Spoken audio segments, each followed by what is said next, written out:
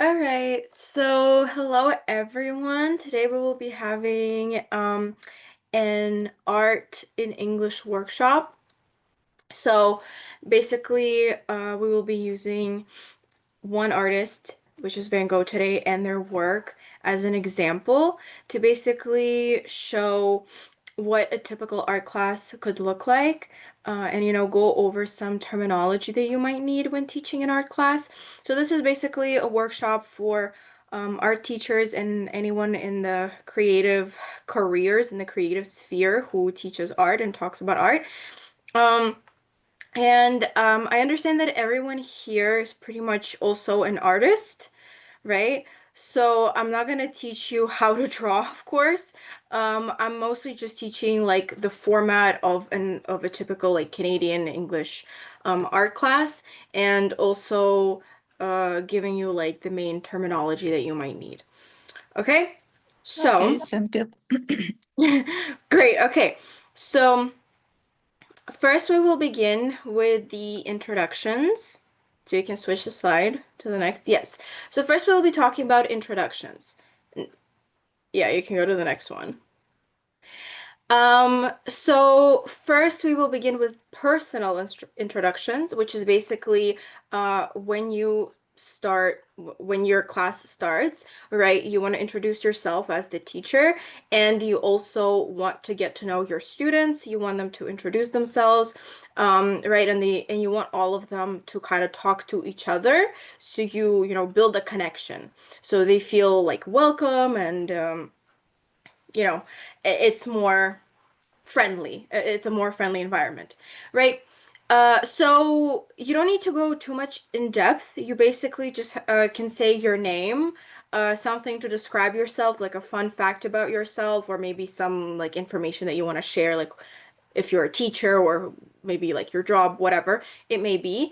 You can also say where you live. You don't need to go into detail, of course. You don't need to give like your street name, your country, whatever. You can just say, "Oh, I'm from Newmarket," or "Oh, I'm from like, I don't know, Toronto," or wherever you may be from, right?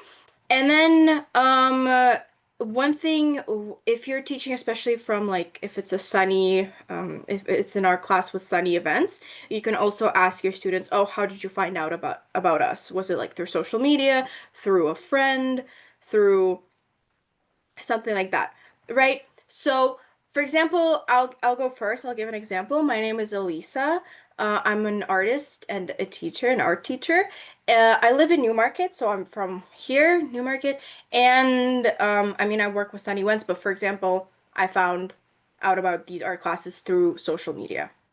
Okay, so if everyone can now go and introduce themselves in the same way, so we can all meet each other. So who wants to go first?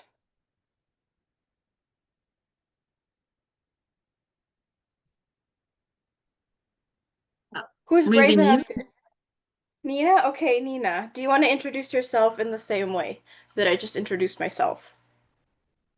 Like you introduce You introduce yourself, so uh, like the way I just introduced myself. by this scheme. Hmm. My name is Nina. I'm from Ukraine, and now I'm an artist and art teacher in children's art studio. Uh, I live in Toronto, and you can find me in different social media, um, like Telegram, Facebook, что там еще, WhatsApp, Instagram.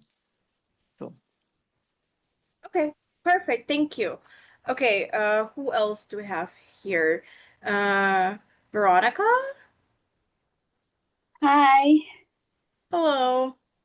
my name is Veronica and I'm from Ukraine Mhm.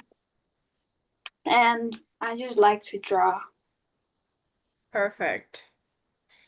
And where do you currently live? Are you from Newmarket or somewhere else? in, in Toronto. Toronto. Perfect. Okay, great. So it's nice to meet everyone, right? Like now we know each other. It creates a more friendly environment. All right, so then we will, from personal introductions, that's how you begin your class. Then after you're finished with getting to know your students, you can get into your actual teaching portion of the class. So you will begin with the artist introduction now, right? The artist that you're teaching about. Um, or maybe if it's an art movement, like if you're focusing on a specific art movement or style, whatever it may be, but you need to have some kind of short presentation with an introduction, right? So for example, today we will be using Vincent van Gogh as our main kind of example for this class, for this workshop.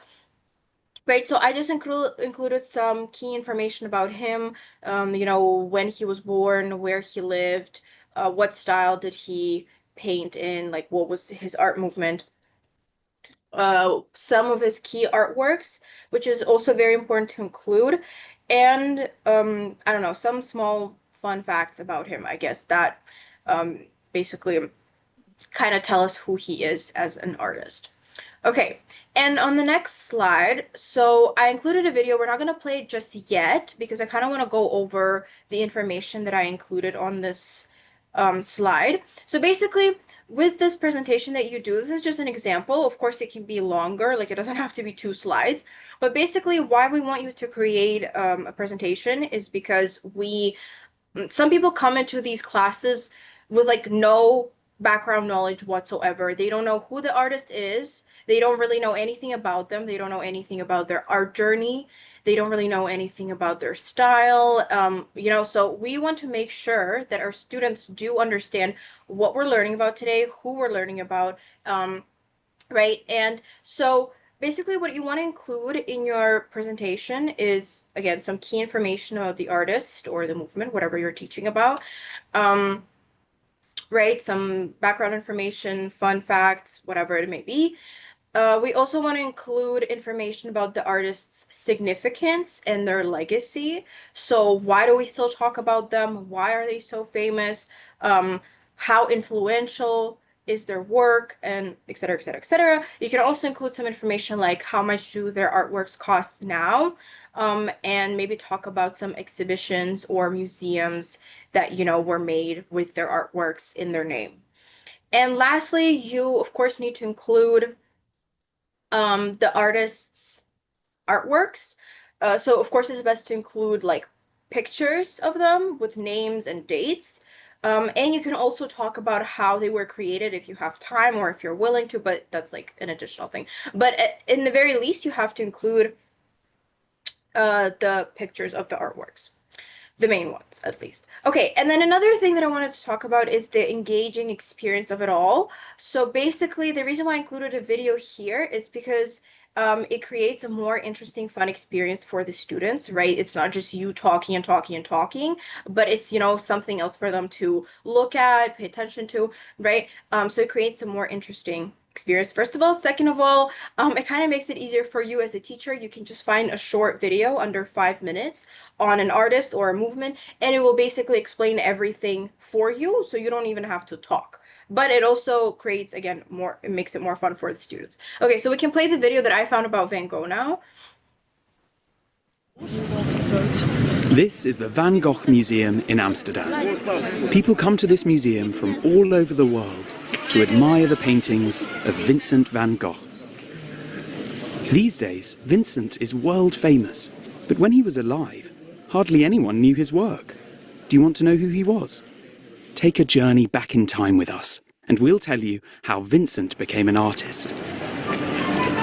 Vincent grew up in an exciting age, the age of the steam train. Vincent took the train to other countries. He didn't really know what he wanted to be, but fortunately, his brother Theo had a good idea. He wrote, "Vincent, you're good at drawing. Why not try something with that?" That was true.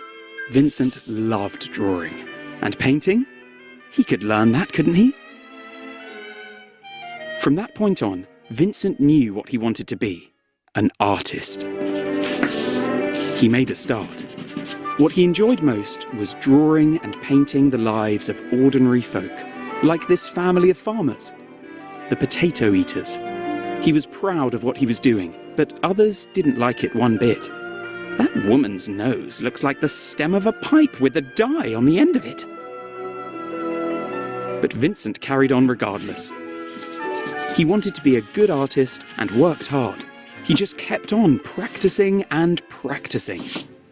And then went to live with his brother Theo in Paris. There, he learnt a lot from other artists. They used lots of different colours. He liked that. Vincent began to paint with the same bright, cheerful colours. Bright reds, yellows, and blues. Vincent had little money, so he was careful with his paint. Before he started to paint, he put balls of wool together to see whether the colours looked good. See, we still have his box with the balls of wool. After a while, Paris became too busy for Vincent, and there was no one who wanted to buy his paintings. He moved further south, towards the sun and the light, to the colours. In the south of France, Vincent painted the colours of the corn, of the night, and the sea. Vincent looked very closely at the sea. After all, the sea was not just blue, it was made up of many more colours. Green, purple, blue, pink. The sea changes colour like the skin of a mackerel. Vincent wanted to paint life the way he saw it and felt it. He talked about that with others, but not everyone could understand that. What should be in a painting? Something that you can picture in your head? Or something that's there, before your eyes? Vincent sometimes even had arguments about that. That made him miserable. It made him unhappy. He became ill and confused. Very confused indeed. Have you heard the story of how he came to cut off his own ear? Luckily, there was a hospital where they could take good care of him. It was a difficult time, but he kept working when he could. He created very beautiful paintings, like this one for his newborn nephew. Once he was feeling a little better, Vincent moved to the countryside, near Paris. All he did was paint and paint. But even then he wasn't happy. His troubles came back, and he didn't want to live anymore. Vincent wasn't very old when he died. He was a determined and curious go-getter, and in his work, he never gave up. What he can teach us is that you should do what you're good at. For Vincent, that meant drawing and painting.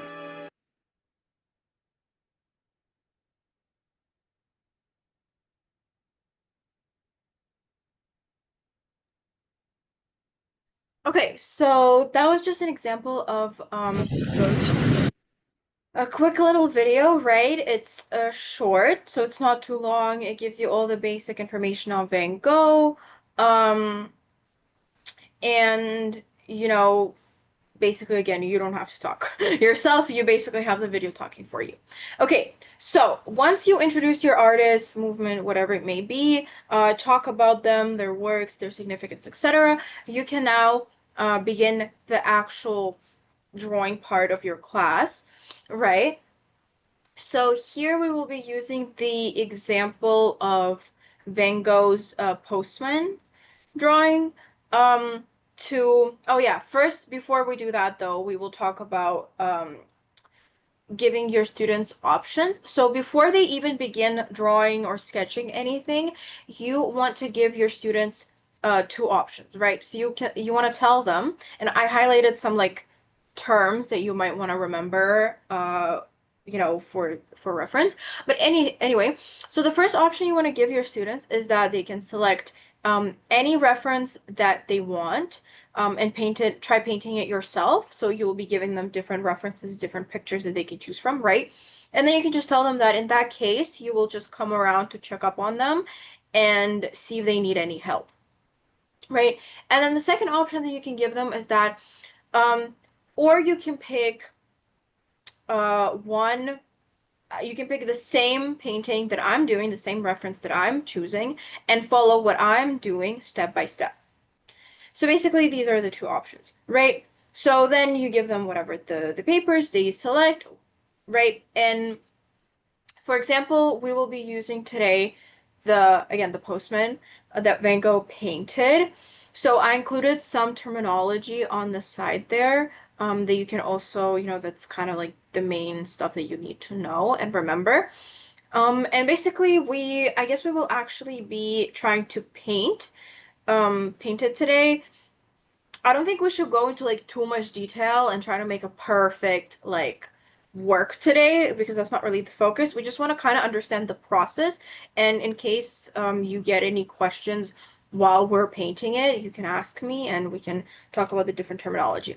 Okay, so let me just switch to my phone. And actually, I'm wondering if it will be visible enough. I don't know how to place my phone. So you guys can see. But anyway, hold on. Let me just switch to my phone and then I will present it from there.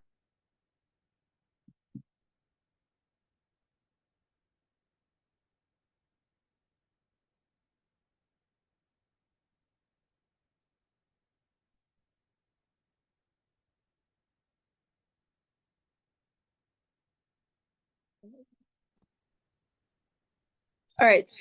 Okay. Let me leave. All right, because it creates an echo, so we don't want that. Here. So I will be showing you. I hope everyone can see that. Let me just increase the volume. Okay.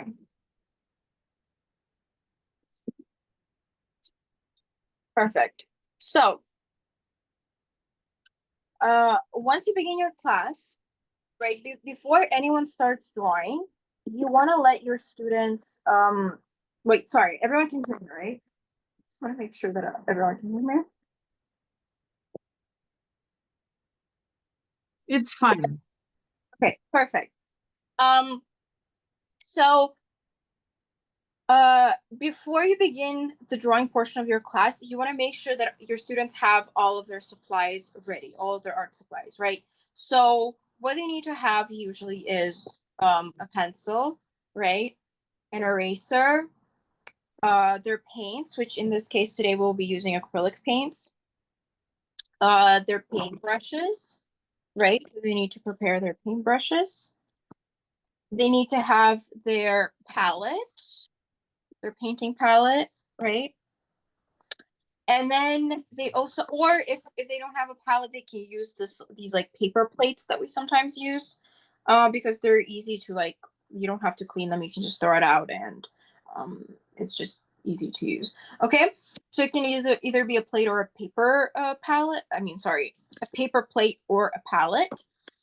Then they need their canvas, right, which is what we'll be using, or paper, but today we'll be using a canvas. They might also need an easel, which is this malpier, right? That's an easel. And also their smock or their apron, which is what I'm wearing, fartuk, right? So apron is like, I guess, more commonly used. Smock is what they use more for like smaller children because it like covers their whole body, but it doesn't really matter. You can say both and people should understand. Okay, so that's the first thing that we begin our class with, right? We begin with checking all of our materials. Everything is there. Everything is ready. So then after that, you can start telling your students, okay, now we will be starting to draw, right? So you can take off the plastic wrap off your canvases and begin painting. Right?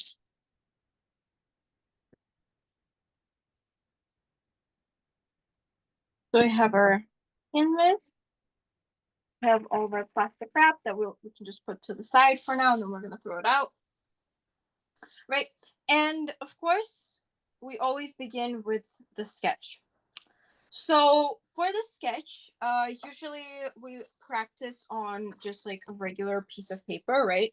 We try to practice on it first, just do a quick sketch.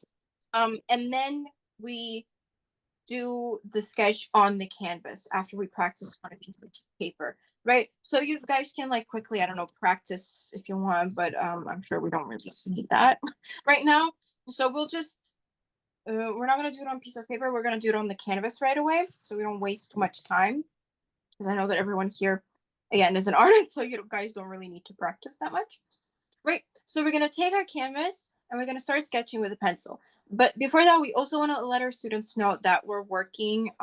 There's like a time frame, a time limit, right? We shouldn't spend too much time on our sketch. It should be no more than 20 minutes, right? Because the class is usually like 2 hours long, so we don't want to spend an hour sketching. We also want to tell our students that the sketch doesn't need to be super detailed because it's just a sketch. We're going to cover like all of it with our paints anyway. So we don't need to sketch like every single little detail, right? Just a quick sketch to kind of figure out where everything on our canvas should be placed. And then we also want to tell our students that the sketch needs to be very light. So we shouldn't press too hard on our pencil because it will leave marks on the canvas and it'll be very hard to erase. And we don't want that to happen because once we start painting, the pencil marks might be visible through the paint and it will ruin our painting, right? So we don't want that to happen. So we need to make sure to tell the students to not press too hard on the pencil and make the sketch very light. Okay. So another thing, actually, before we start, that's one of the now teaching terminology um, words that I want you to remember is the page orientation or the canvas orientation, right? So you want to ask your students, do you think we will be painting, is our canvas going to be horizontal or vertical? You can also use the words landscape or portrait, which is a fun fact. Portrait and landscape can be used both as to describe the theme of your drawing, like whether you're drawing like trees and whatever the outside, or if you're drawing like a person, right? So you can say I'm drawing a landscape or I'm drawing a portrait. And you can also use it to describe your page orientation. So you can say my painting is landscape, so it's horizontal, or my painting is portrait, so it's vertical, right? So your students say, oh, we're drawing a person, so it's going to be vertical, so it's going to be portrait, right? um and then you can also, like, in case like other some other terminology that you might want to know is the front view or side profile, which is your person facing the audience, facing, us, which is the front view. Also, some people, apparently the professional term for that is full face, but I've never really heard anyone say that, so mostly people just say the front view. um or is it a side profile? So is the person on the portrait facing sideways, right? So in this case, it's a front view portrait because the person is facing us, right? And yeah, after you figure out all these little details, you can tell them, okay, now you can start sketching. So we do our usual sketch, right? We tell them, okay, so we begin with the head. We can start sketching it like so. Draw a light circle. I don't know if it'll be visible for you guys, though. I don't think it's very visible. I'm gonna make it darker just for the sake of the example, right? Because it's not visible on camera. But you guys, you know that we're gonna make it light. Okay, right, and then you tell them, so first we start with the head usually, right? We sketch the face, which here you can't really see his face, but whatever. Um, right, you can sketch, then we go to like the neck and the shoulders. I don't think mine's gonna fit, but that's okay. um,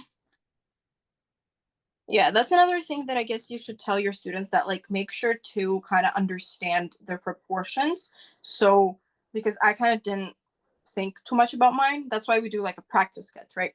Because I kind of just started like that, and then now my person, like my postman, is not really fitting on my page, right? So that's why you want to tell your students, make sure that you practice first, figure out where everything goes, and then do the good copy on the canvas, right? But whatever, since we're practicing today, that's okay. So then we do the shoulders. Then we can start, sketching the shape of the beard, like where it's going to be kind of.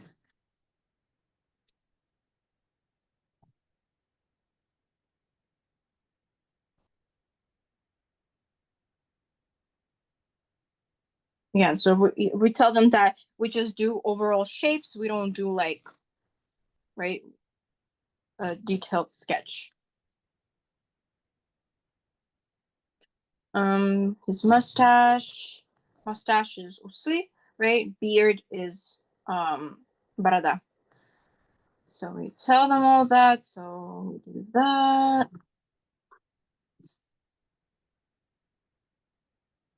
Right, and they'll be following you step by step as you do this. Right, then you can tell them, okay, so we're gonna quickly sketch the hat. Again, just the overall shape. Not like we're not doing details or anything right now.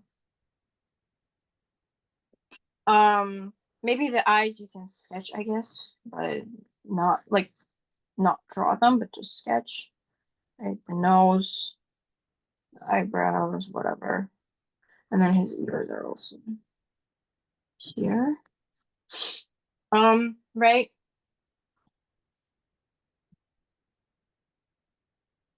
And then you can tell them, you can also sketch the things in the back, like the flowers that you see in the background. But once again, you can literally like tell them, just draw shapes, like draw circular shapes to indicate that the flower is going to be there, but don't like make the like don't actually draw each flower, right? So we're just drawing circles, right, to indicate to ourselves that we're going to draw a flower there.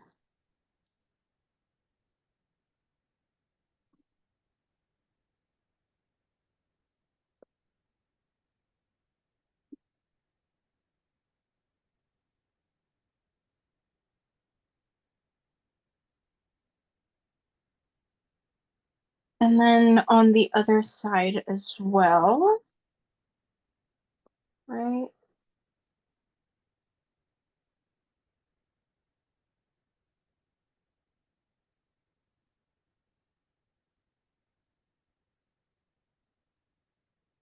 So I can't really see the rest of the flowers. I'm sure there's some flowers up there too, but let's say this is our sketch. Very, very rough. Of course, like no details, right?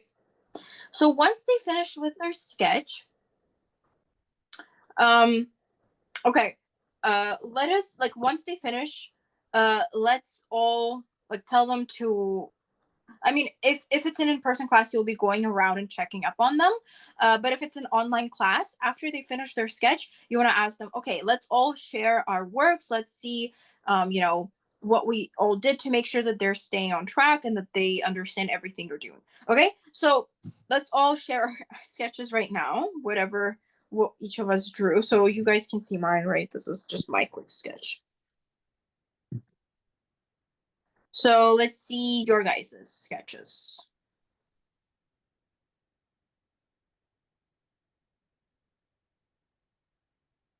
Who wants to go first? Who's ready to show theirs?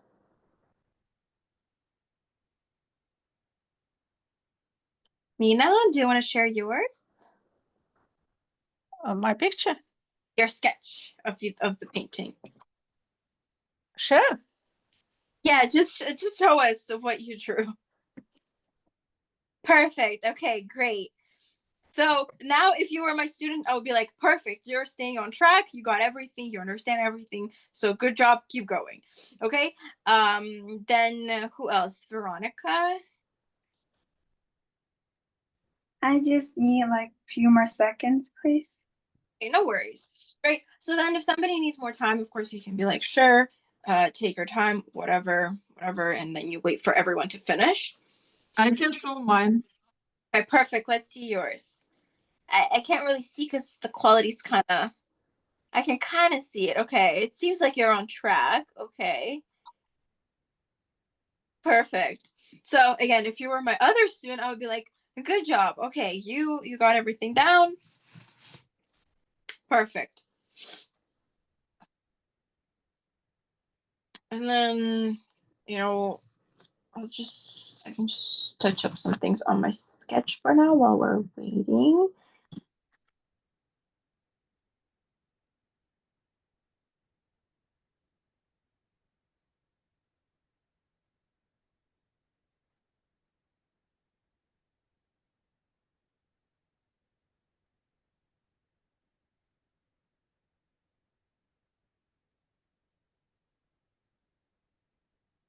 And then you can also, well, since we're waiting, you can tell your students that they can try to erase, but although we don't usually erase on canvases as much as I know, but yeah, sometimes, you know, people just do it anyway. So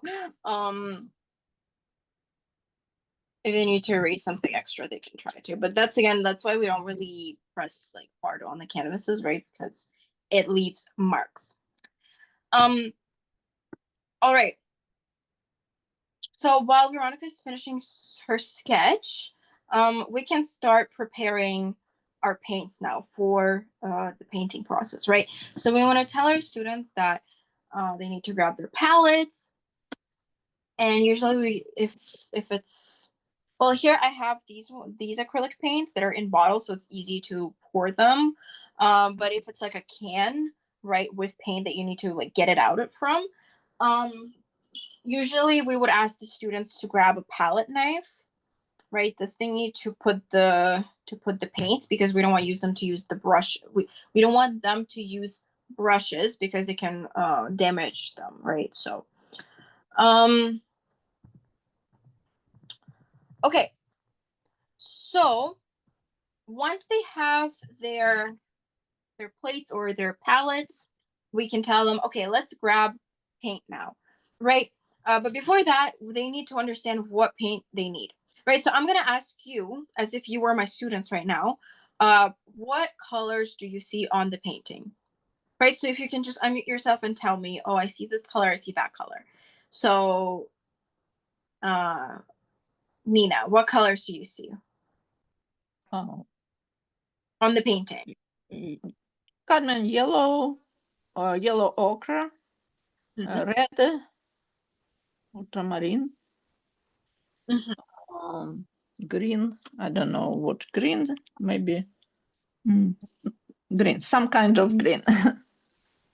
Like, yeah, so I actually like that you went into more detail, like instead of just saying like red or like just blue, right? I like that. So yeah, there's different shades of colors that we see here, right? So we see a darker green or a lighter green. So dark, light. That's something you might want to use. Dark green, light green, dark blue, light blue. You can give specific shapes, like there's, I don't know, coral red, right? Because it kind of it's more of an orangey red. It's not like bright red. You can also say that some shades are more translucent, which means that более прозрачные, right? Because like for example, the reds that we see or the whites, in some cases they're not like super bright, they're a bit translucent, they mix into the greens, right? So it's good to know these like different shades instead of just saying, oh, just grab green. You can also say, like, for example, I'm not sure which green this is either. I would say that it's maybe a little emerald green because it kind of looks like that. But so your students need to understand that first of all, and second of all, they need to understand the amount of paints that they would be grabbing, because we don't want people to waste paint. We don't want them to grab the same amount of green and red in this case, because we can obviously tell that there's a lot of green in the painting and very little of red. So you would probably need more green paint and less red paint. So you want to tell your students that so they don't like waste it, right? So then there you can tell them, okay, go grab your paints. So they'll grab something, you can tell them, you can mix, you can advise them what shades do you think they need to mix to achieve a certain paint color if they don't have it already. So for example, I'll be using this green, it's called Christmas green, but obviously I don't think it's the right shade, so I can put it right in my plate, like a little bit of it, and then I can maybe mix in some like blue, darker blue, to create a more like emerald darker green, because this right now it doesn't really look similar to the one on the painting. So you let them know that you just need a little bit of blue to test, right? And then you can tell them to mix again with their palette knives, because we don't want to ruin our brushes. And then you can tell them, okay, if you still think that it's like not the right shade, you can maybe add um like white or whatever other colors that you think they might need to add.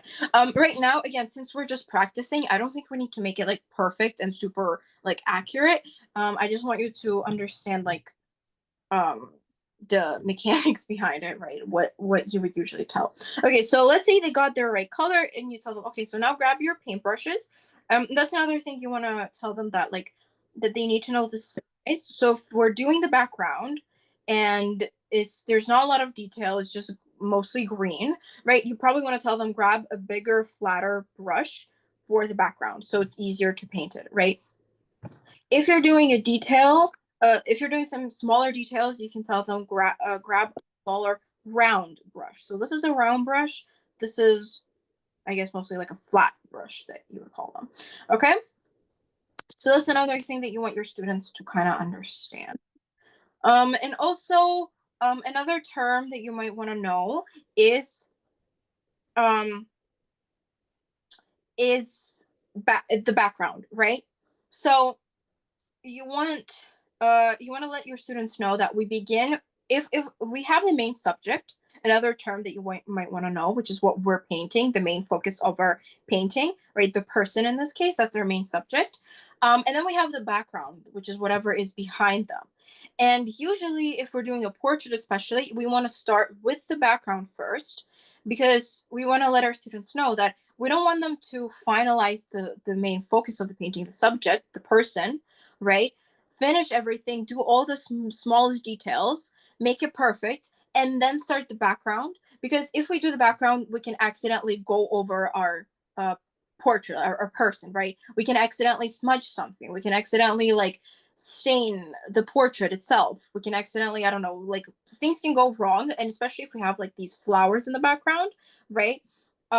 It'll be difficult to draw them because some of them like kind of appear behind the person. So when we start painting them, again, we can accidentally overlap them with the portrait and mess something up. So of course, it's better to do the background first and then the subject on top of it. That's usually how we paint. Okay.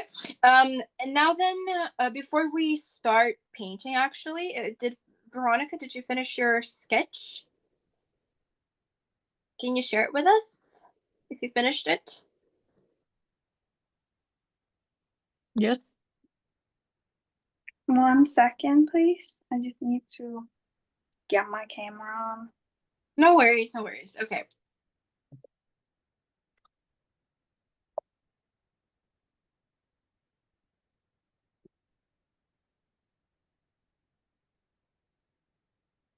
I'll just mix my paint a little more while we wait.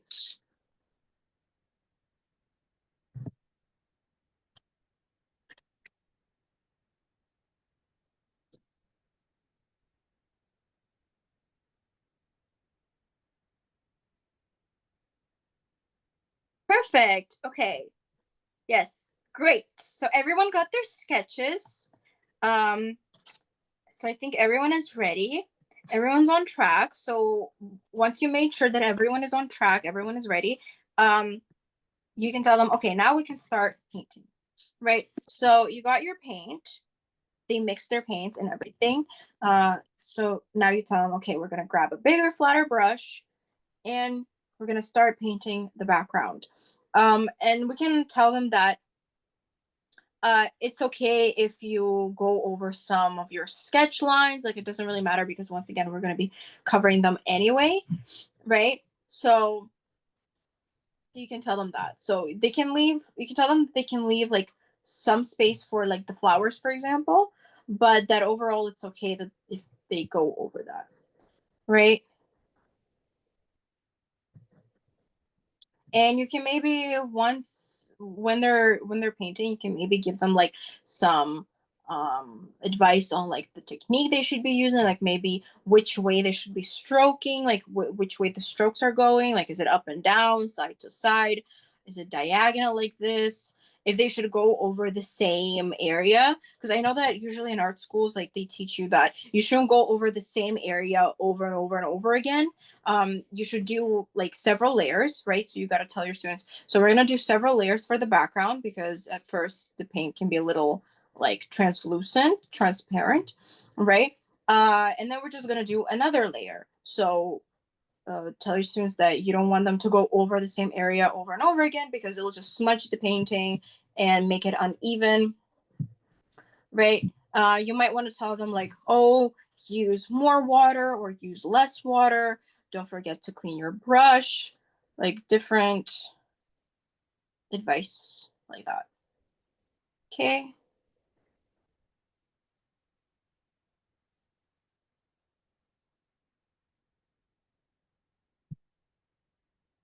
And so pretty much they're just going to be painting. They're just going to be following whatever you're doing.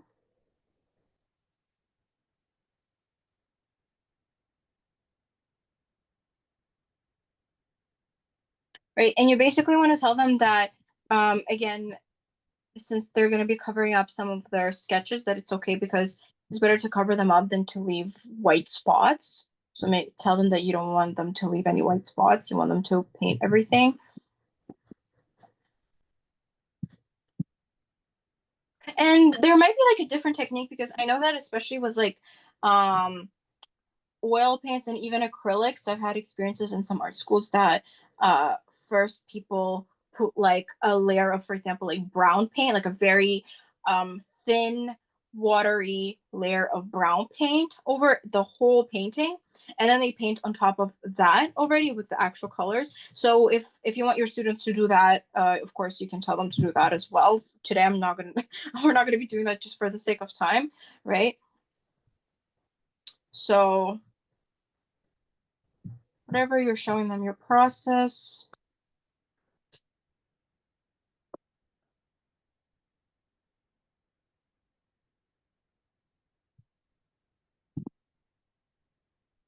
And also, I'm not sure how like you guys would do it, like how you usually do it, but you might also want to tell your students to um keep in mind the edges of their canvas, like these edges, right?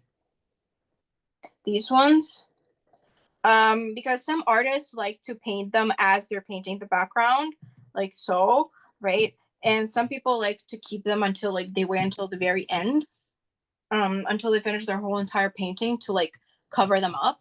So I don't know what your technique is. But you can tell your students to do whatever you're doing, right? So then they're painting.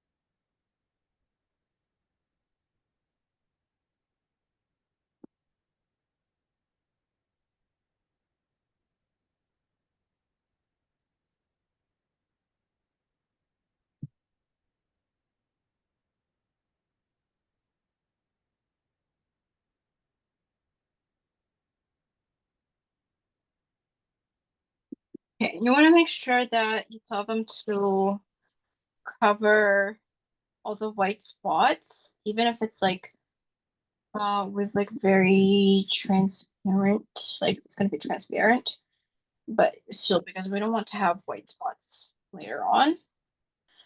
Right, and then if they run out of paint, you can tell them to grab more. So I'm gonna grab more here.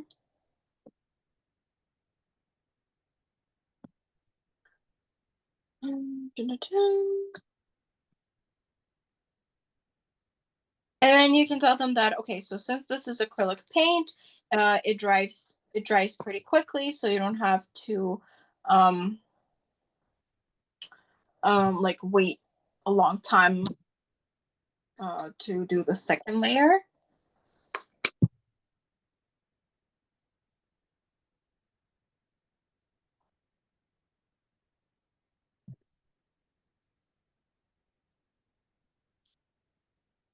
Okay, so I'm just gonna mix more of my paints.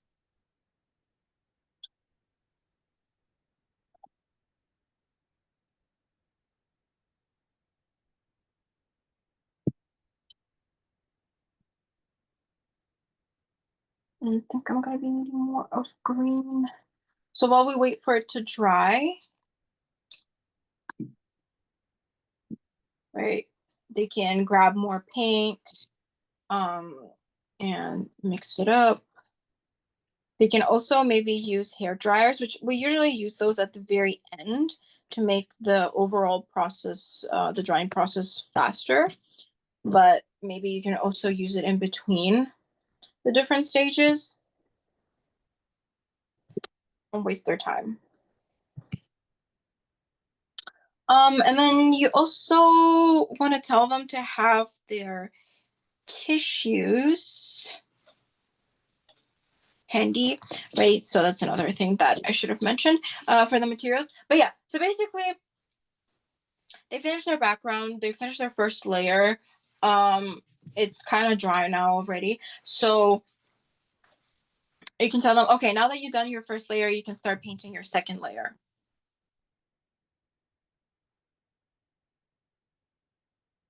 So same process, but you can tell them that also the paint, which I think now it's a little too dark, so I might want to add more white. So you might want to tell them like that usually the paint might look a little different once it dries, so keep that in mind, that it might come out not as bright at the end. So just so they keep that in mind when they're mixing their colors, so their colors, you know, don't end up being like too dark, because then they're gonna dry even darker at the end. And also what else should you tell them?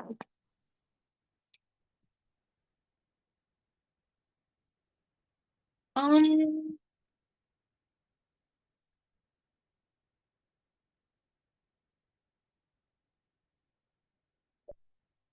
Basically, you should tell them that also, like, talk about the style of the artist that you're teaching about. So, for example, because of Van Gogh, right, he has a bit of a different, oops, my easel is about to fall. He has a bit of a different style. So, for him, right, because Van Gogh shows, like, you can see the strokes that Van Gogh did when he was painting it, right? So his background is not just like solid green. You can see the strokes, the different shades in it. So you might want to tell them that, like, you know, you don't have to make the background like perfect. And since this is Van Gogh, you might want to use like a smaller brush for the layers on top to kind of show your strokes, your brushwork, right? So you might want to tell them to use a different technique.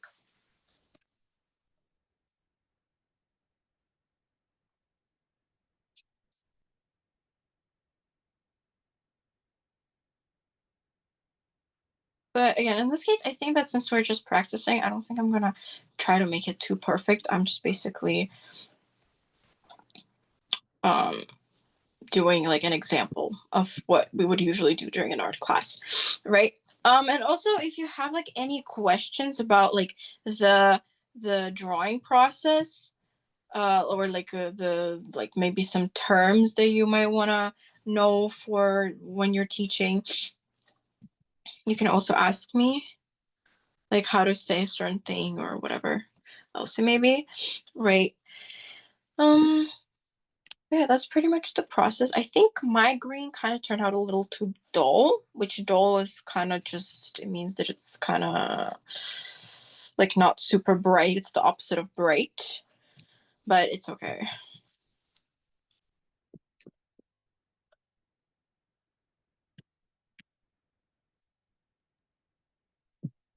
As usual, Dollarama's paints not very bright. Yeah, I know. I have some paints from I don't remember which brand they are. They're definitely better, like they're more thick, but they also they're a little too thick sometimes, and it's hard to get them out. So I decided to use these ones for the sake of an example today. But yeah, as they're painting, also like I guess I'll just tell you guys so you know, like the different body parts, like, right? So you might want to tell them, like, if they ask you, oh, how do I draw the nose? How do I draw the eyes? Whatever. So you need to know these terms as well, right? So overall, we have the head and the face, which is, you probably like know, head. Um, then we have again the beard that I mentioned before, which is just this, right? Then we have the mustache, which I also mentioned before, mostly. We have the nose, we have the eyes, we have the eyebrows, which I know that a lot of people like to say eyebrows or something. It's eyebrows, right? Eyebrows. Yes. And then some people, I heard some people say eyebrow, I like one, but that's just one. So you want to say eyebrows, right? So remember that it's multiple. Then in this case we have the ears as well, uszy, right? We have nostrils, which not a lot of people know, but a lot of students actually ask how to draw the nostrils, which is what's it called? Ноздри. Nozdri, yes, nozdri is nostrils. Then we have the mouth, or also the lips, right? So you want to know that. Mouth is the whole thing. Lips is each individual lip and lips. Then we also have skin, right? So some students might ask you, oh, how do I paint the skin? I don't know how to paint the skin. Skin is кожа, right? Then we have the hair, волосы. In this case, he has a hat, шапка, right? And then he also has, like, on the eyes, actually. Another thing you might want to know is the eyelids, which is veka, or no, like eyelid, singular at the no veka, right? So some students also ask that as well, like, oh, how do I paint that? Because they don't really know sometimes. Right, what else do we have? So there's shoulders, which is плечи. There's a neck, шея, which in this case you can't really see it, so it doesn't really matter as much. Then we have his jacket or his coat, which is his kofta. And then, yeah, maybe some other terms that you might want to know is highlights. So highlights is basically these like lighter parts in the hair, especially, or on the skin. So the lighter parts, you would usually call them like the highlights. And yeah, for the rest of the body that you don't see in this portrait, but that you still might want to know, there is the wrist, which is what's it called? Запястье, right, this part, the wrist. You have a fist. Fist is like кулак, right? Fingers, пальцы. And there's, each one has a name as well. Like there's the thumb, there is the index finger, the ring finger, the pinky, the middle finger, right? This is called a hand. То есть ладонь, hand. Right. What other terms are there? Some people, because they just call like the whole thing, like just say arm, but the arm is like your whole thing, right? Рука. And then some students sometimes they ask, oh, how do I draw the fingers? How do I draw the hand? And I know some art teachers, they might get a little lost and they don't really know. But yeah. And then there's obviously like the legs. And on the legs we have the ankles, which is ankle is what's it called? Не ступня, как это называется? Лодыжка. Лодыжка, да, лодыжка, вот. Вот. There's a foot, which is ступня. There's also toes, which is, it's different actually. On the hand we have fingers, and on the foot we have toes, which is fingers on the foot, basically. That's another thing, like I know a lot of students, especially when they draw like anatomy or something, they don't really know how to draw feet and toes. Like they struggle with that a lot. And yeah, and then there is the thighs, which is ляшки, and hips, бедра. There is the abs, I guess you can call, or the abdomen, which is пресс, или типа как вот там, где вот живот, там такое пресс обычно. Вот. Не у всех. Не у всех это точно, но тогда, если не abs, потому что abs это когда вот именно есть кубики прям такие, вот, можно сказать, что просто like abdomen, но abdomen это больше как бы низ живота, вот.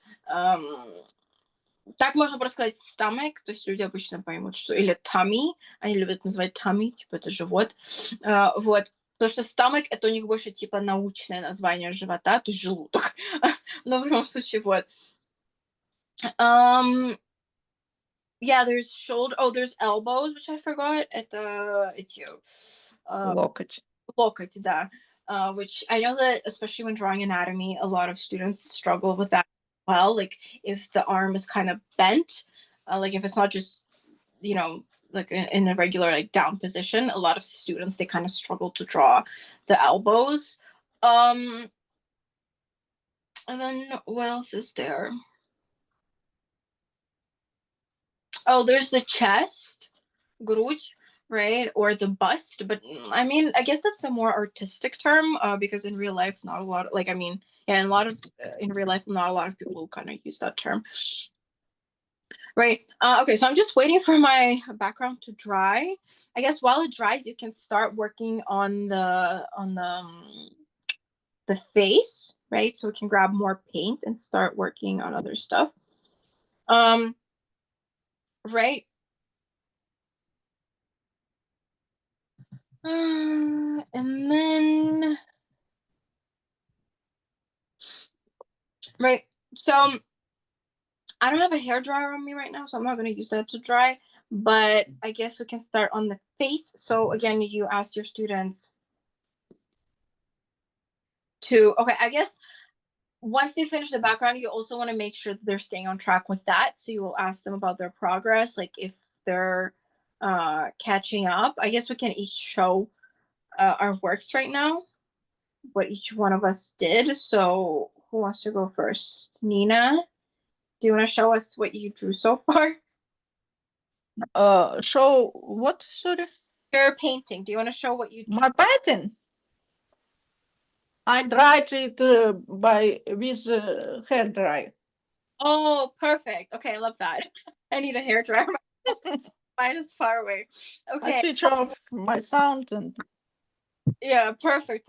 I should grab mine as well because it's taking a little too long. Okay, what about the other Nina?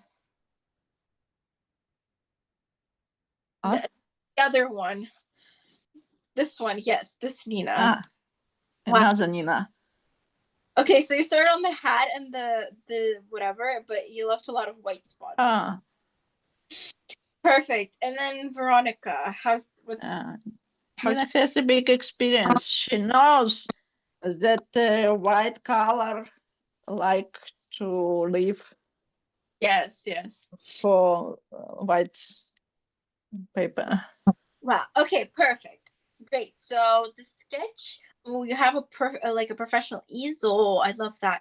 Yeah, okay, so everyone's on track. Everyone's doing their background. Okay, so we made sure everyone's on track. So while we wait, we can either tell them, okay, let's dry the background with like a hair dryer, or while we wait for that, we can start on some like other details that don't really overlap with our background. So we don't like ideally we want to tell them that don't really we don't want them to do like the clothes because it will overlap with the background, right? And the background is not fully dry. So maybe you want to tell them to work on the face, start working on the face, maybe put on like the first layer as well, right? So let's see, which colors do we have? So we have like yellow, we have white, orange, stuff like that. And for now, you want to tell them to grab less paint, right? Because we're just doing the first layer for now. And that's where you would want to, you can also tell them like to wash their brushes. That's another thing that you might want to know. To wash brushes, right? And then you can tell them to kind of So I'll just do my first layer in yellow. I'm not gonna like mix it too much. So I'm gonna go over it anyway. But I just want to indicate, that that's where my face is gonna be. And I don't want to make it like too thick of a layer. I want to make it like a thin translucent layer for now.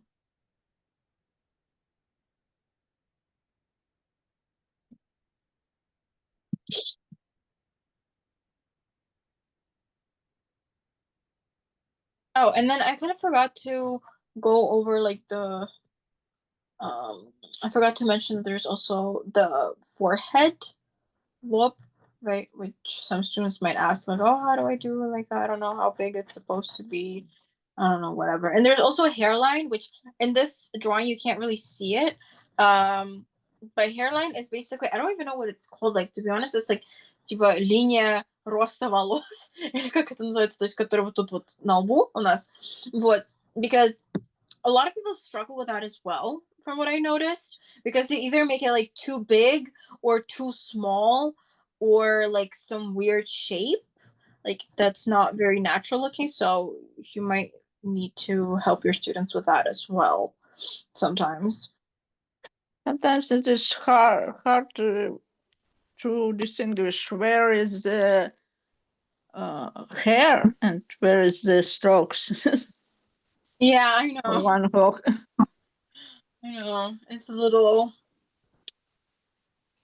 confusing sometimes. And that's another thing that like also you might want to tell your students like, oh, how to replicate his style, because like I had to watch, like when I first tried it, I had to watch some tutorials, and to be honest, I still don't fully understand how he did his backgrounds, because like you can see the little strokes in his background, but it's like, did he use like a tiny brush to paint this whole entire like huge amount of space? Like it's kind of confusing. So I still don't really like, I can do smaller details like the face. I understand that you grab a smaller paint and you do like the each stroke individually. But for the backgrounds, it still can be like a little confusing sometimes.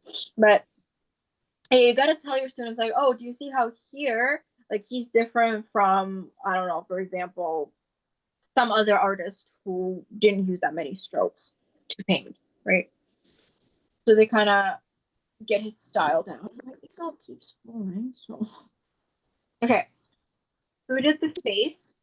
You can tell them, okay, so grab your water. That's another thing I forgot to mention. To have their water ready, and you want to tell them wash your brushes.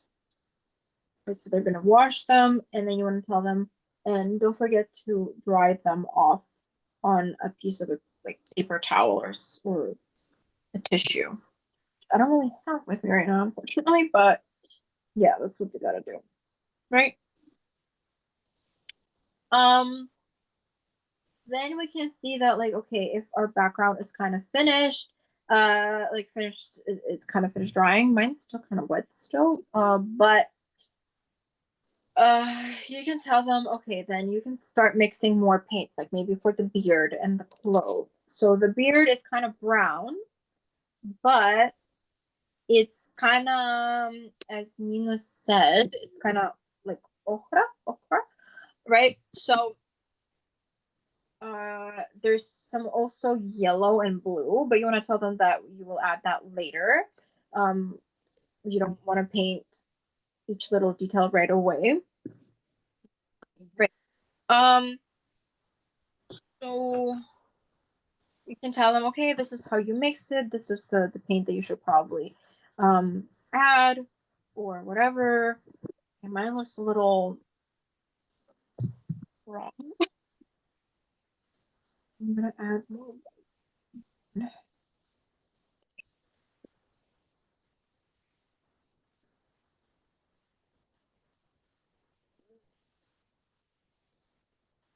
Okay, so they mix their paints, whatever, they're ready.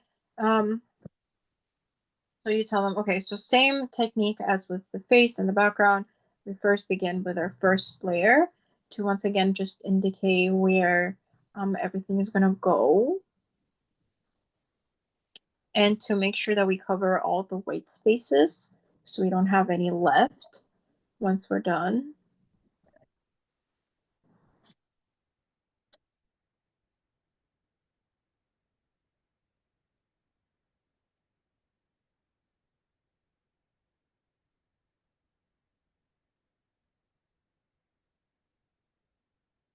And while you're painting, um, this is something that I will actually talk about a little bit more later, like after we're done.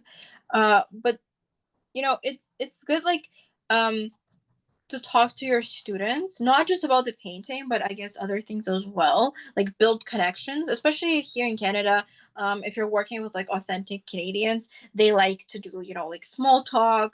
They enjoy, like, and they are like very polite. So you want to like talk to your students, right?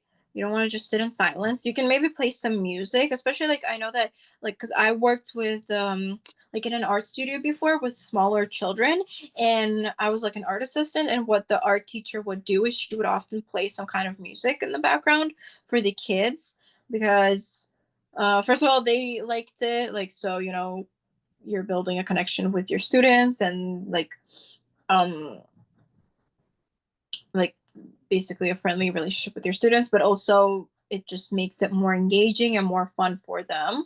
But I mean, you don't have to play music, you can do other things, you can just talk to your students as well.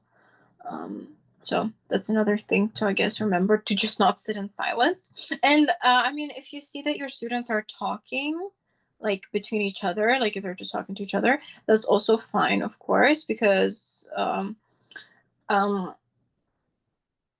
like, unless it's when you're teaching, like if you're explaining something, then yes, maybe you want to tell them to like not talk, of course, like politely. But in general, because I know that, like, when I first started like tried teaching people, I've had instances where people would like talk to each other a lot, and it kind of bothered me at first because I thought that they weren't paying attention to what I'm doing. But actually, like, a lot of people, they come to these art classes to relax and to just enjoy painting. And a lot of people go there and they make friends. So, like, it's okay to let your students talk and socialize. You just got to make sure that they don't, like, distract other people, that they're not being too loud, and that they're not interrupting you and your lesson. But other than that, it should be fine. Okay, so you just show them, you tell them, okay, so gotta keep the same shapes. So he has kind of like a wavy beard, I guess. So,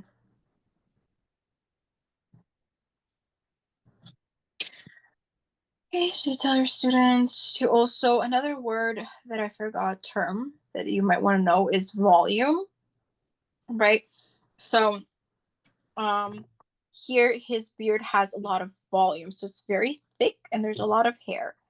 Um, and there's and it's also like wavy or curly, so it's going to have a lot of volume. So you want to tell your students that, because some people, they don't really keep that in mind, and then they just create like very, like, sad looking beards in a way.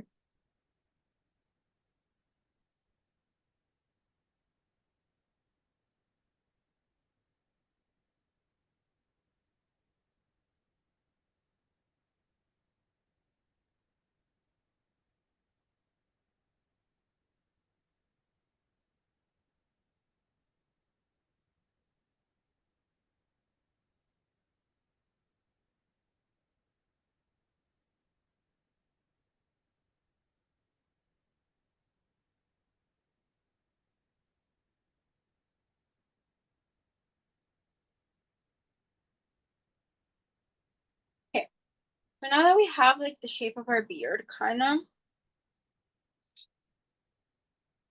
we can also let it dry.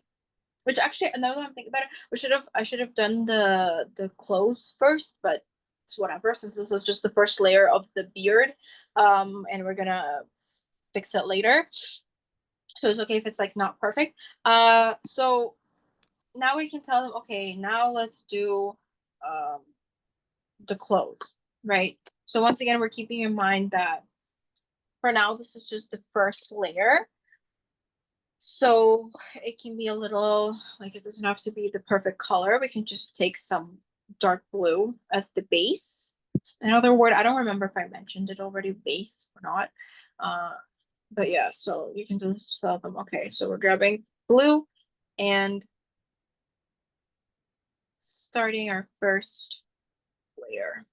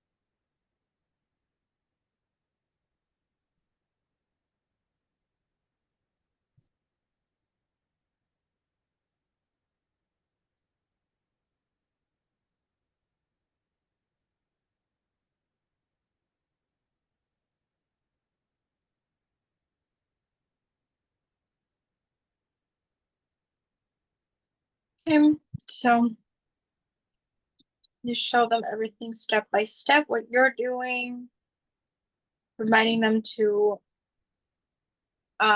keep track of the shapes, because like especially in Van Gogh's art, he doesn't always like he doesn't really make like realistic portraits, right? So his proportions, which is I think another term that I forgot to include, but proportions, right?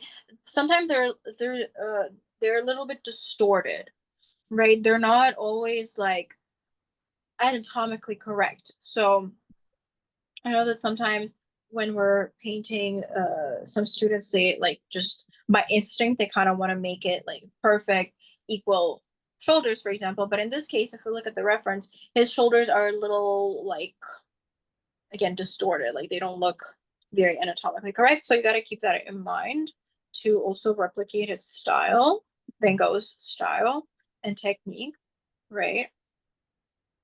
Okay. I just realized that like for now, my postman kind of looks like he's from The Simpsons because he's so yellow. And I also forgot to paint his ears, but yeah, it doesn't really matter right now since we're gonna be going over that. So yeah, and then you tell them, okay, so now you can start painting his hat. So once again, his hat, I gotta keep in mind that we wanna look are painting more three-dimensional, 3D, right? So add more volume so it's not just flat. And so we got to keep in mind that this is a real person, a 3D person, right? And so the hat, it doesn't just sit on top of his head, right? It kind of like we can see over here, we got to let our students know that in some cases the hat, like we can see it kind of go over a little bit out and then in, right? So we want to show that volume through art. We want to indicate that it's not just a flat surface, right? So we got to remind our students to um kind of again keep track of the shapes and the volume.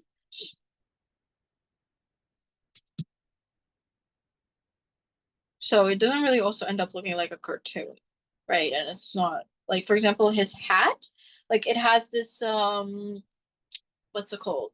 Like in it's called like Kazirok, right? It has so it's not just gonna be like a straight line over here. This Kazirok is gonna be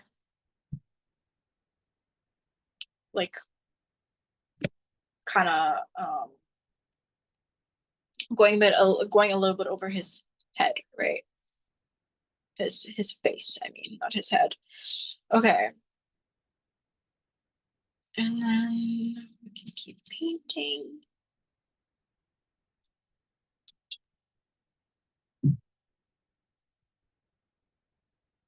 And then especially like you might want to tell your students that like unless they want to like replicate the drawing and make it exactly the same, they don't have to like make every single detail the same way that Van Gogh did it. Like you can tell them that you can make this painting a little bit like your own, right? You can add some of your own little details. You can change the shapes maybe a little bit. Because especially like we're not machines, we can't really copy everything perfectly the way it looks. Right? So okay.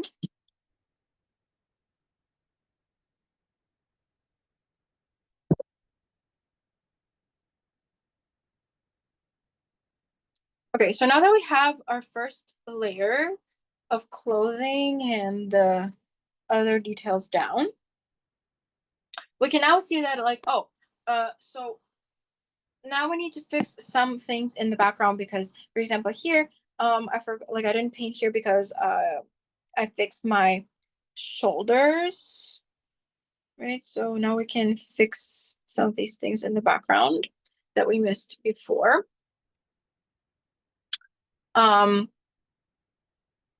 We can paint our edges as well, the edges of our canvas, so they're not just white.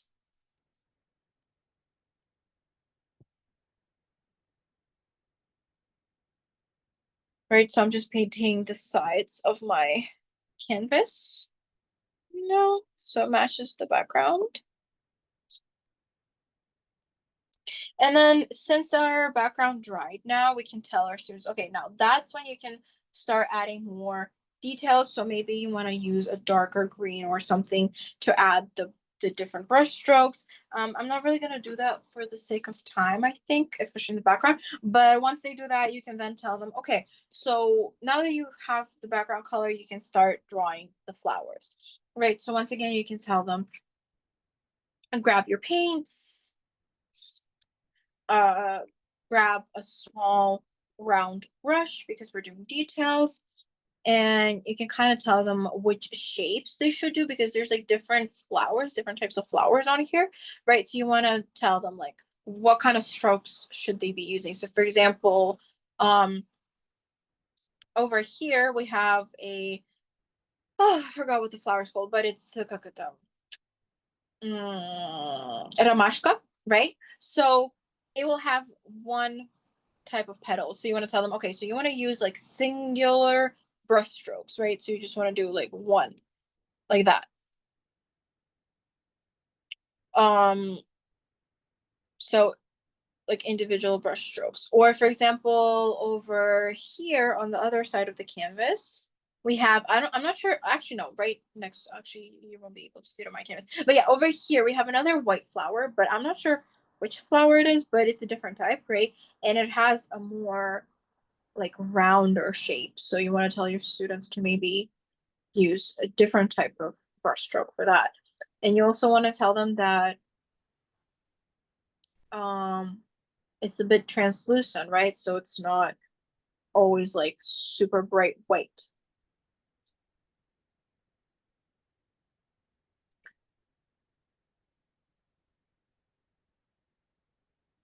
And again, since this is Van Gogh, he uses a lot of like stroke kind of motions, right? So he doesn't really blend things. So you might want to tell them to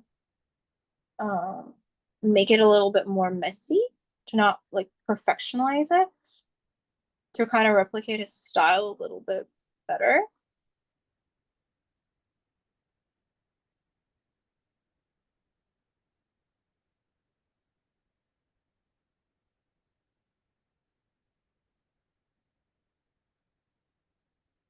Right, and perhaps.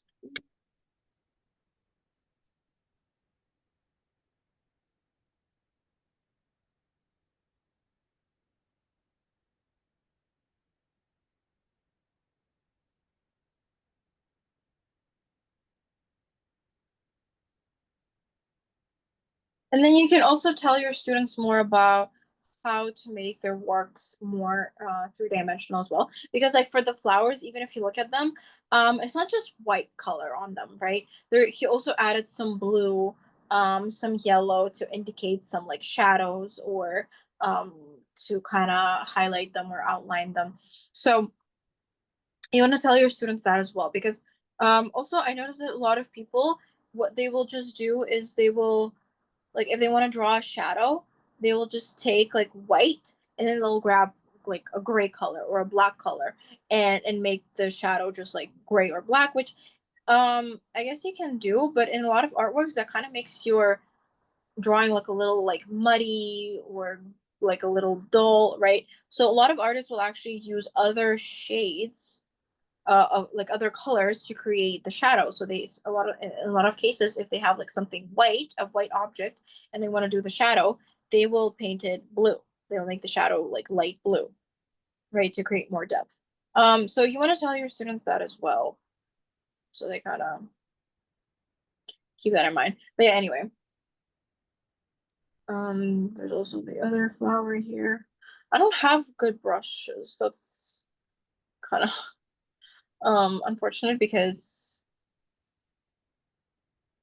it does create like a more messy kind of artwork if you don't have like good brushes, but it's okay since we're just practicing today. Right, and so you just do that for the rest of the drawing, like you tell whatever which brush strokes they should use. This one, for example, there's a flower over here that's not really facing the audience, it's kind of facing upwards, right? So we kind of see the center of the flower, it's kind of round and it's poking out, and then the petals are just sticking out like this on the side, right?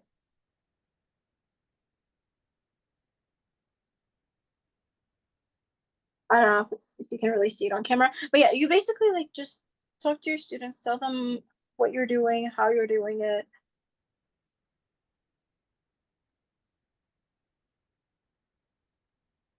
And I think for Van Gogh too, a lot of his brushstrokes are more round, so they're not really pointy like that.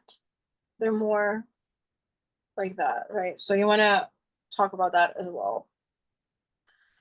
And I don't really need that here, so I'm just gonna cover it up.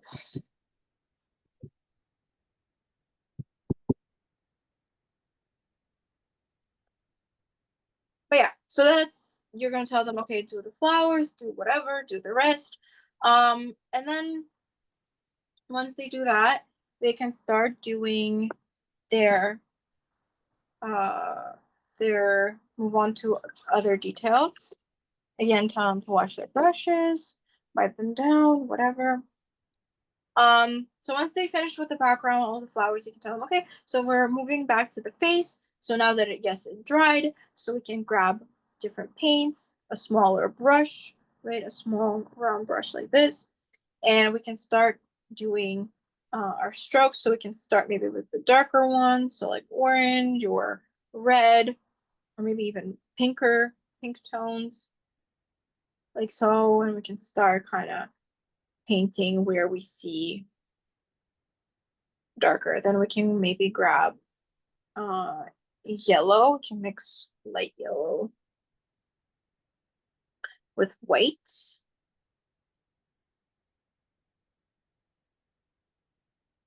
Right. And we can start painting over it to kind of create these like these messy strokes and blend them with each other. Then we want to grab a lighter white maybe.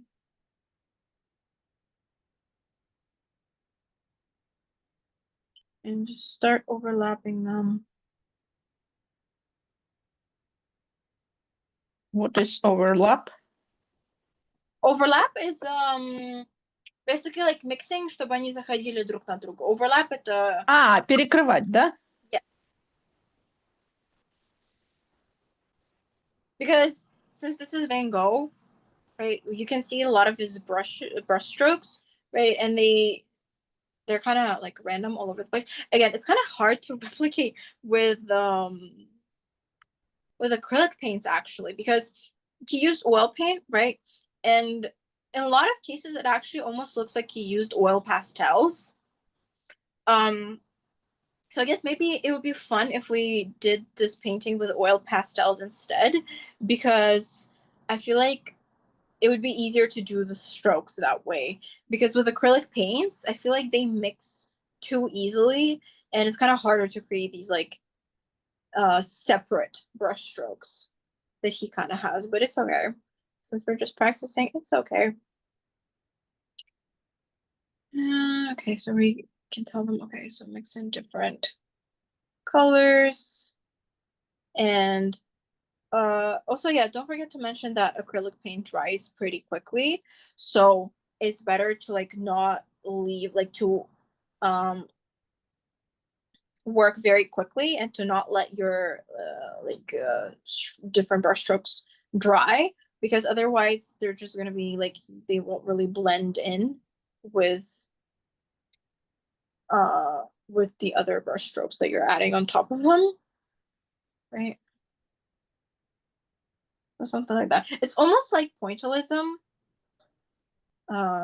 where it's just with like they paint with dots, but not quite that. Okay.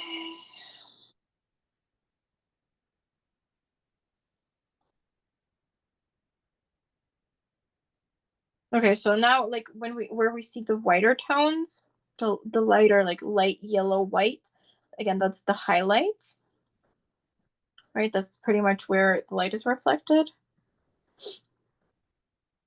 So that's why those are lighter.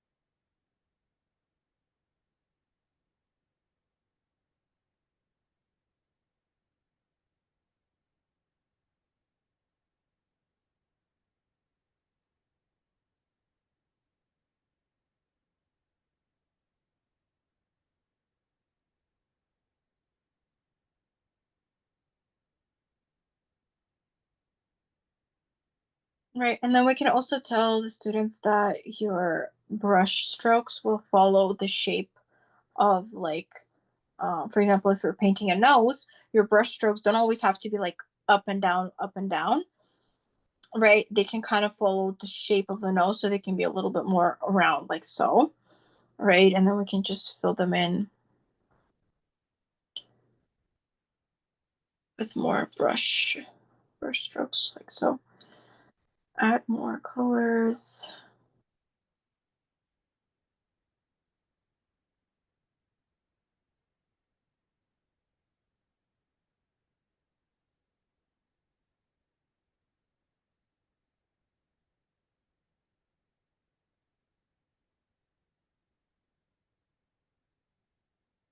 Okay, so how's everyone doing? So, I guess that's pretty much like, because I don't want to go into too much detail for now.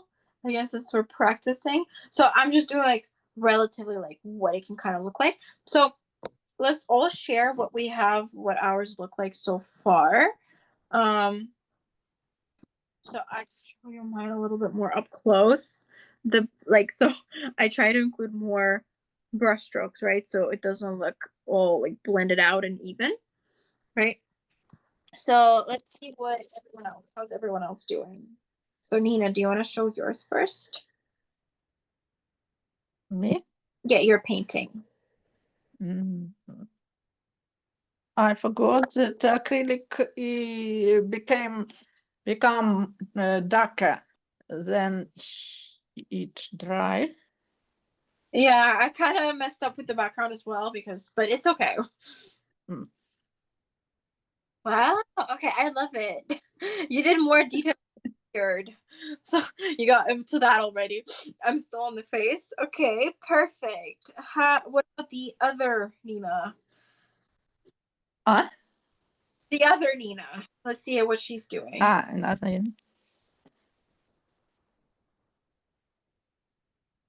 Okay, wow, you drew more flowers. Like 2 flowers, like all of them. Perfect. Yeah. Okay, and more details on the how. Okay, well, Nina, the other Nina, she's always super fast. Like she just makes everything, draws everything quickly, and she doesn't like think twice about anything. So, but okay, Veronica.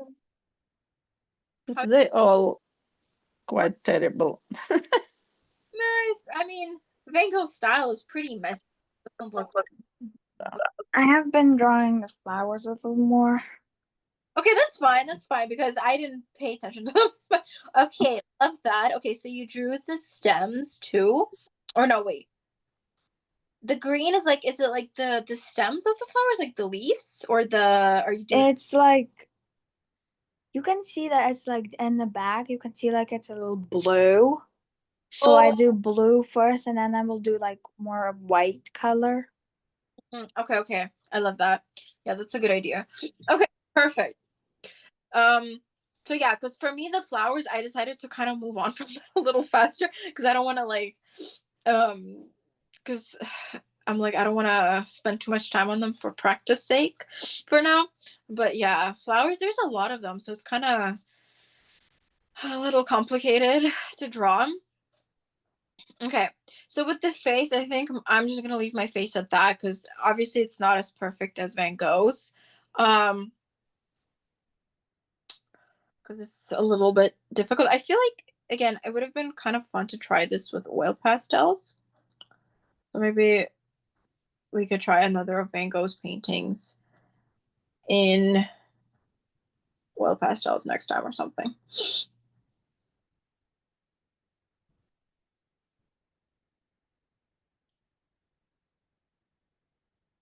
But yeah, so once your student like finishes the face, like the color, obviously, because we're not really doing the eyes right now.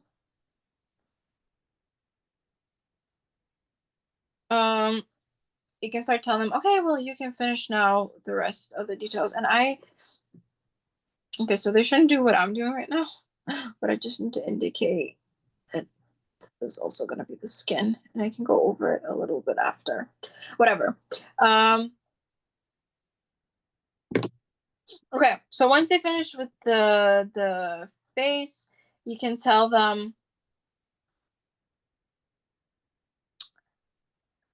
to do all the other, basically to do all the other details. So the clothes, again, we have some lighter parts of the clothes, some dark clothes. So once they're first layer dried, you can tell them you can go back to the coat and start painting it, right?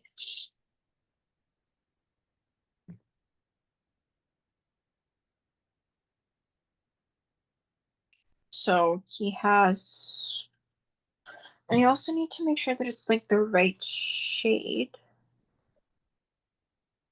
Okay, for me, my paint dried.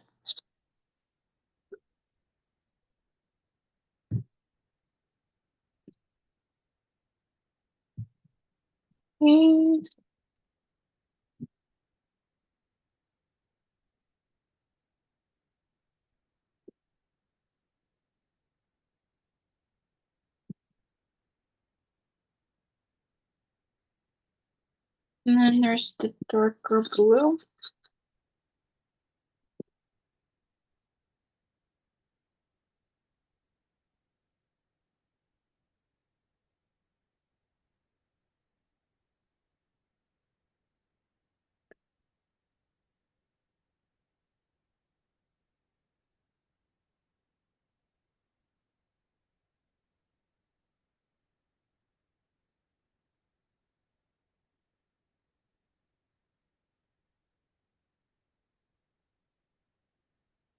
Okay, and we want to tell them that again, then since this is Van Gogh, um, like you again, you even on the clothes, maybe it's different types of brush strokes, so it's not the same like small brush strokes, but you can still see um how he kind of moved his brush, right? And it's not like a perfect gradient. Right, so I want to tell them that so they can replicate his style a little bit better, like his technique.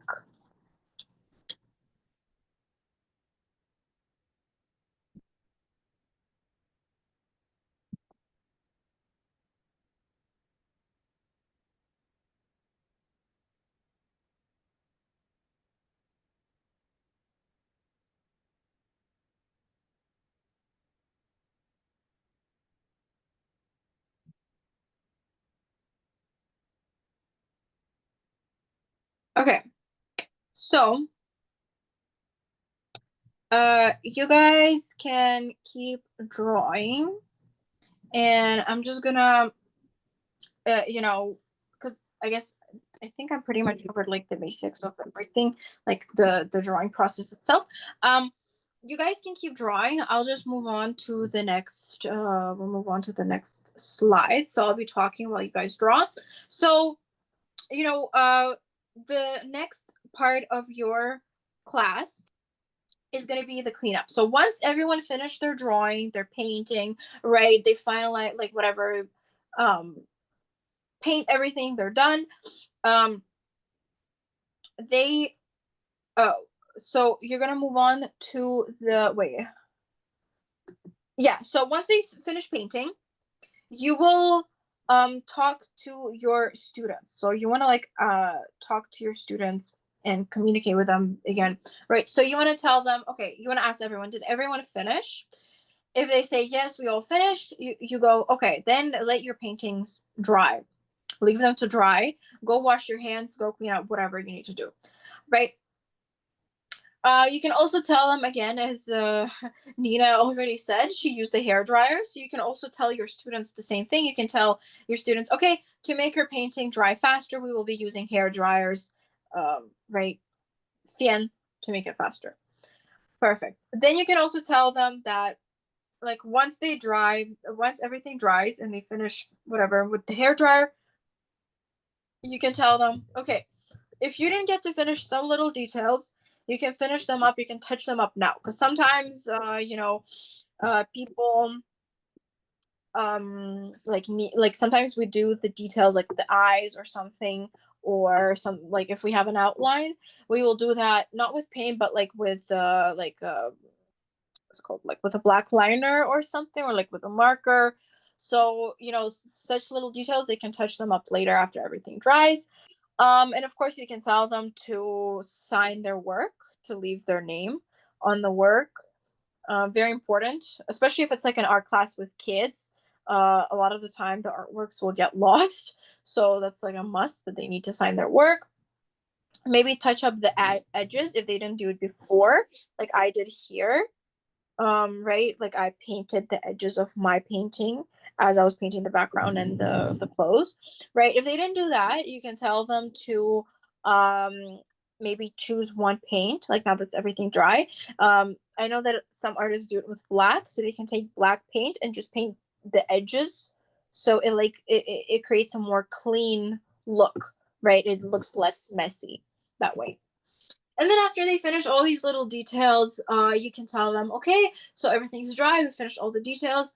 Let's take some photos. You can tell them, let's do some individual ones, and let's take one as a group. So that's very important, especially for like your resume, your portfolio, right? For maybe even if you work for like in a studio and you need to report back to, I don't know, whoever you're working for, to take photos, to kind of capture everything, that whatever you did. And again, it's good for your portfolio as well. Okay, now you want to once you took all the photos, everything, again, you want to talk to your students. You want to get some feedback. So you want to say thank you all for coming today. Again, very important, because especially in Canada, once again, everyone likes small talk. Everyone's very polite. So it's just good to thank everyone for coming. And then you can ask, so you should ask, did you enjoy the class today? What did you like most? Right? Then you want to ask them if they want to participate in more of your art classes or the upcoming art classes. And also you can ask, which other artist or art movement do you want to cover next time? Also very important, because maybe like your whole class or something likes a specific artist or a specific art movement, and you could do a whole lesson about that and engage more with your students, right? And then you can also ask, you can talk more about yourself.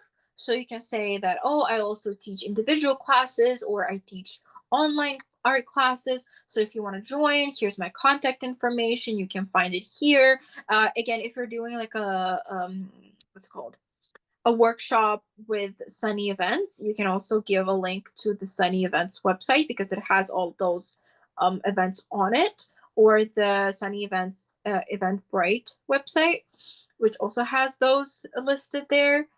And then lastly, you want to ask your students if they have any questions, if they have any feedback. Also very important. Okay. Now the last part of your lesson is the cleanup. Right, very important, because especially if it's online classes, then it's up to them to clean up. But if it's an in-person class, a lot of students will just like stand up and leave without cleaning up after themselves, and then we're the ones cleaning after them. That's not right. In Canada especially, everyone cleans up after themselves, so you want to tell them, please clean up after yourself after you're done. Wash your brushes and your palettes. You might even want to tell them how to wash their brushes properly, because I know that with acrylic especially, a lot of artists prefer you to wash brushes in a specific way, because like it's like because otherwise it can damage the brushes. So you want to say all of that as well. And then just ask them to please throw out all of their trash in the trash can. So even like this, right? Plastic wrap that I had from the canvas, right? That should be in the trash can, not at their working place. Okay. Now, lastly, after the cleanup, your lesson is done. Like, you completed the lesson, everyone's going home, perfect. But the one last thing that I want to talk to you about is something that we should and should not talk about during our art classes, right? So, what do you guys think? Can you give me some topics that you think are okay to talk about during an art class? So just anything that comes to mind, like you're sitting in an art class with your students, what are some topics that you could talk about? So let's hear from Nina. What do you think we can talk about during art class? Just anything that comes to mind.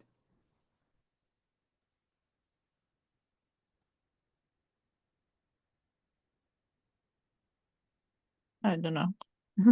Like, I can give an example. For example, we can talk about weather, right? We can discuss, oh, it's so hot outside today. Like, that's okay. Well, yes, it's okay to talk about weather.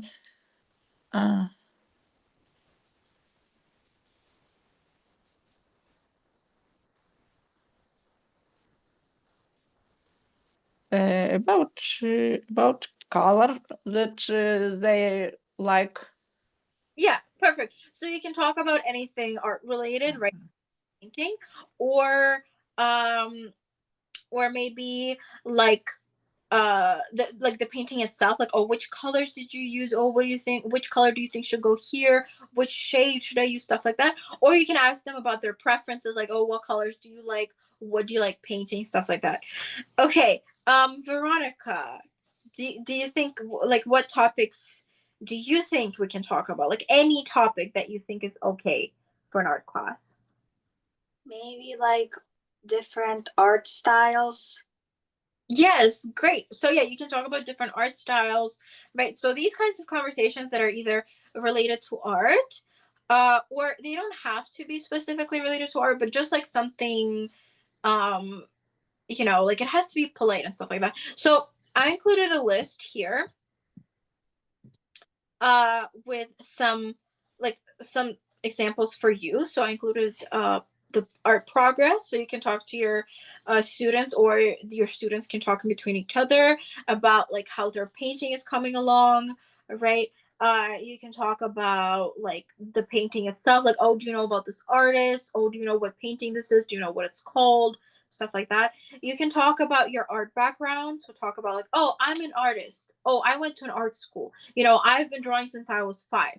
Or somebody can say, oh, I just started drawing, so stuff like that. You can talk about, again, art preferences, so I don't know, your favorite colors, your favorite art style, your favorite artist, whatever it may be. You can talk about museums and art festivals, right? Maybe in Canada, you can talk about like different art exhibitions that you've been to or that you want to go to, or maybe art museums and exhibitions in other countries that you would want to visit, or that you have been to. You can talk about the weather again. Very polite, neutral topic. If you're doing like in-person classes in the library, which we often do, you can talk about like different library programs and stuff like that. And of course, you can talk about hobbies and interests and anything else that's again neutral and polite. Okay, now for the things that we shouldn't and we can't really bring up and talk about during art classes. So, what do you guys think? What's one thing that comes to mind? Nina, do you want to give us one? What should we not talk about during art classes?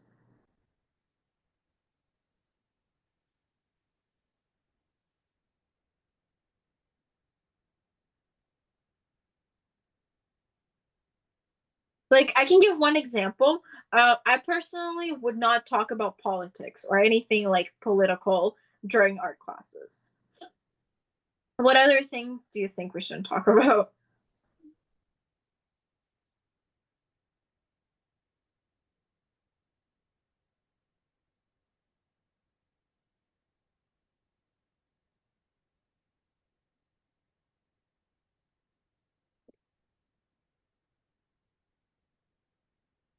No, all usual question. Yeah, so there's Not special for children. Yeah. So I included a list here for things that we shouldn't talk about. So things that we should avoid talking about is politics, the government, like discussing, oh, I hate this person, I love this person, because again, it can create a lot of arguments and conflicts, and people might disagree with you, or you might disagree with them, and then they might not come back to your lessons. And especially for children who don't understand, you don't want to influence them. Yeah, so no politics, no government, not no talking about religion, because again, that's very personal, and it can create conflicts. Better to avoid talking about money, like, oh, I earned this much, how much do you earn, oh, like I have no money, stuff like that. Better to not talk about these kinds of things as well. It's very personal. Another thing that you should avoid, and if you notice your students doing it, you should tell them to stop. It's comparisons and judgment. So you don't want students to, you want to avoid comparing your work, or having your students compare their works between each other. Like, you don't want them to be like, oh, my artwork is so ugly, yours is so pretty, or the opposite, like, oh, I'm so good at art and you're like, your artwork is horrible, right? And we also don't want people to judge and be like, oh, well, I think yours is like kind of ugly, and I think you should add this and that and whatever. Like, you should avoid doing that, and like make sure that your students don't do that, because once again, we don't want to create any conflicts. And last thing that I think maybe not a lot of people would think about, but I would avoid talking about the background, like people's background, cultural background. Like, I don't ask people, oh, where are you from? You seem like you're not from Canada, or you're from this country, like, or you seem like you're from this like religion or whatever the heck. Don't ask that unless the person themselves chooses to introduce themselves as like, oh, I'm from this country, I'm in like whatever, I've been living in Canada for like 5 years. Then that's fine, because they chose to do that. But when you're getting to know your students or like people in your art class, don't ask, oh, where are you from? Because that can actually, a lot of people take offense to it. They might think that, oh, like, are you saying that like my English is bad, or that I look wrong or something? So just better to avoid these discussions altogether. Okay, so that's like a list of things. And I guess that's pretty much it for the class. We have for the workshop, I mean. We have 5 more minutes left. So if you have any questions or suggestions, that you want to like voice or ask me, you can do that right now. And yeah, I was just wondering if you guys would be interested in doing more of these kinds of sessions.